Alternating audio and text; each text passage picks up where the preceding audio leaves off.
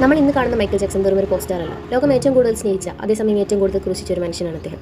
പലപ്പോഴും നമ്മൾ അദ്ദേഹത്തിന്റെ നൃത്തത്തെയും പ്രശസ്തിയെയും കുറിച്ച് മാത്രമേ സംസാരിക്കാറുള്ളൂ. എന്നാൽ പട്ടിണിയും അച്ഛൻ്റെ മർദ്ദനവും വിട്ടുമാറാത്ത ശാരീരിക വേദനകളും അനുഭവിച്ചൊരു മൈക്കിൾ ജാക്സൺ തോൽക്കാൻ തയ്യാറല്ലാത്ത ഏതൊരാൾക്കും മൈക്കിളിന്റെ ജീവിതത്തിൽ വലിയൊരു പാഠമാണ്. ഇന്ത്യാനയിലെ ഗാരി എന്ന കൊച്ചു ഗ്രാമത്തിലെ 9 മക്കളിൽ ഒരാളായാണ് മൈക്കിൾ ജനിച്ചത്. മറ്റു കുട്ടികൾ സ്കൂളിലും മൈതാനത്തിലും കളിച്ചു നടക്കുമ്പോൾ മൈക്കിൾ റെക്കോർഡിംഗ് സ്റ്റുഡിയോയിൽ പാടുകയായിരുന്നു. കഠിനഹൃദയനായ അച്ഛൻ ജോസഫ് ജാക്സൺ മൈക്കിളിനെയും സഹോദരങ്ങളും കൊണ്ട് നിർബന്ധിച്ച് പരിശീലനം ചെയ്യിപ്പിച്ചു. തെറ്റുകൾ വരുത്തിയാൽ ക്രൂരമായ മർദ്ദനം. അച്ഛനെ കാണുമ്പോൾ തന്നെ ഓടിയൊടിക്കുന്ന ഒരു കൊച്ചുകുട്ടിയായിരുന്നു മൈക്കിൾ.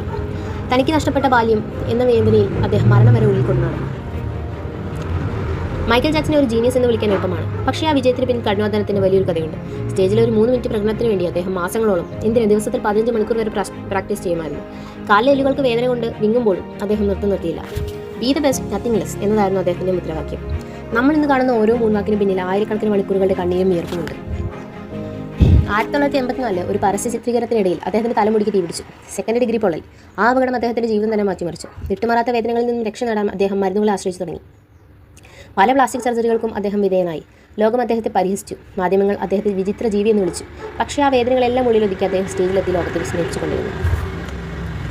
മൈക്കിൾ ഒരു ഗായകനായിരുന്നില്ല. ലോകത്തിലെ ഏറ്റവും കൂടുതൽ ചാരിറ്റി പ്രവർത്തനങ്ങൾ നടത്തിയ കലാകാരനാണ് അദ്ദേഹം. 35ലധികം ജീവകാരുണ്യ സംഘടനകളെ അദ്ദേഹം സഹായിച്ചു. തനിക്ക് ലഭിച്ച ബാല്യം നഷ്ടപ്പെട്ട വേദനയിൽ നിന്നും ലോകത്തിലെ ഏതൊരു കുട്ടിക്കും ആ അവസ്ഥ വരരുതെന്ന് അദ്ദേഹം ആഗ്രഹിച്ചു. തന്നെ വേട്ടയാടിയവർക്കും തന്നെ വെറുത്തവർക്കും സ്നേഹം കൊണ്ട് അദ്ദേഹം മറുപടി നൽകി.